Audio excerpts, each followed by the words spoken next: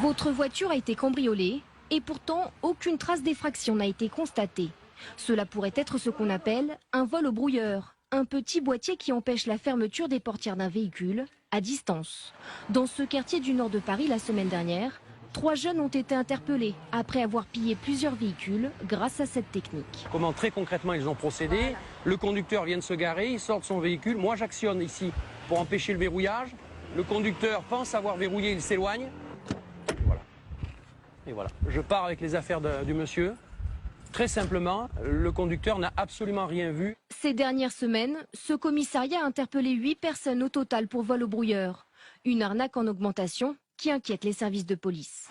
Il s'agit vraiment d'un phénomène naissant, mais comme on préfère prévenir plutôt que guérir, on préfère tout de suite se mobiliser, être vigilant et mettre en alerte surtout les automobilistes. Si l'arnaque n'est pas nouvelle, elle est de plus en plus sophistiquée. Les boîtiers sont miniaturisés et surtout plus faciles d'accès. Plusieurs sites étrangers en proposent pour une 50aine d'euros. Et depuis peu, ces brouilleurs de fréquence se vendent aussi au marché noir dans certains quartiers de la capitale pour à peine 15 euros.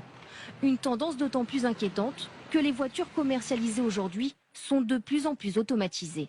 Il n'y a pas de parade absolue.